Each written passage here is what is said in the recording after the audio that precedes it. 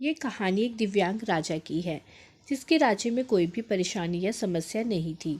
सभी लोग उस राजा से बहुत खुश थे और ऊपर वाले से धन्यवाद करते थे कि इतने अच्छे राजा को उनकी ज़िंदगी में भेजा है। वह राजा दिव्यांग था।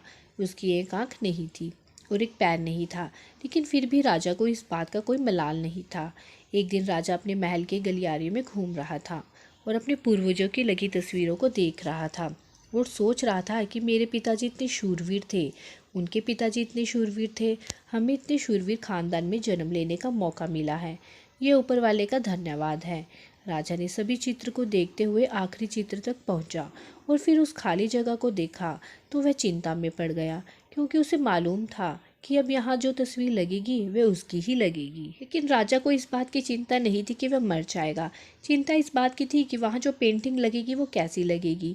राजा एक आंख और एक पैर ना होने की वजह से वह चिंता में पड़ गया और सोचने लगा कि इस गलियारे में इतनी शानदार पेंटिंग लगी है, लेकिन मेरी एक आंख और एक पैर ना होने की वजह से मेरी ही तस्वीर सबसे खराब लगेगी और सबसे भद्दी दिखेगी। राजा ने सोचा कि मेरे मरने के बाद पता नहीं कैसी पेंटिंग बनेगी, और क्यों ना मैं अपने जीते जी ही एक शानदार पेंटिंग बनवाऊं, ताकि मुझे ये सुकून मिल जाए कि मेरी यहाँ अच्छी पेंटिंग लगेगी।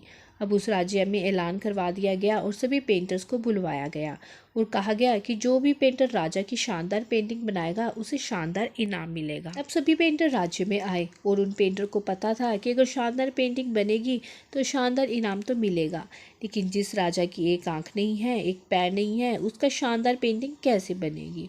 पेंटर सोच रहे थे कि इनाम का तो पता नहीं, लेकिन अगर शानदार पेंटिंग नहीं बनी और राजा को गुस्सा आ गया तो सज़ा मिलेगी। इसलिए बड़े बड़े चित्रकार भी आगे नहीं आए। तभी उसमें से एक लड़का बोला, राजा साहब, मैं आपकी पेंटिंग बनाना चाहता हूँ, मुझे 24 घंटे का वक्त दीजिए।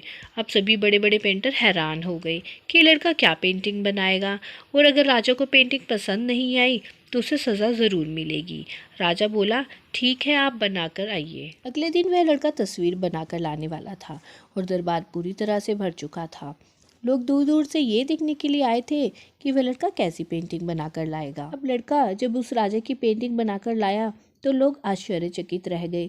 सब लोग जोर जोर से तालियां बजाने लगे, सीटी बजाने लगे, और जब राजा ने उस पेंटिंग को देखा तो वह खुश हो गया और बोला कि वाह, इससे अच्छी पेंटिंग तो इस पूरे गलियारे में नहीं है। राजा ने उस लड़के को बहुत सारा इनाम दिया। अब आप सोच रहे होंगे कि उस राजा की क्या पेंटिंग बनी होगी जिसकी एक आंख नहीं है और एक पैर नहीं है। कैसा पेंटिंग बना होगा। उस तस्वीर में लड़के ने उस राजा को एक घोड़े पर सवार किया था।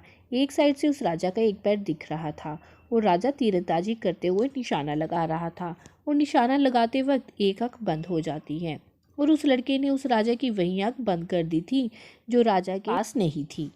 इस तरह उस लड़के ने राजा को निशाना लगाते हुए घोड़े के ऊपर सवार दिखाया, जिससे एक आंख बंद और एक ही पैर दिखाया, और इतना शानदार पेंटिंग बनाया था कि वह अब तक की सबसे सर्वश्रेष्ठ पेंटिंग थी।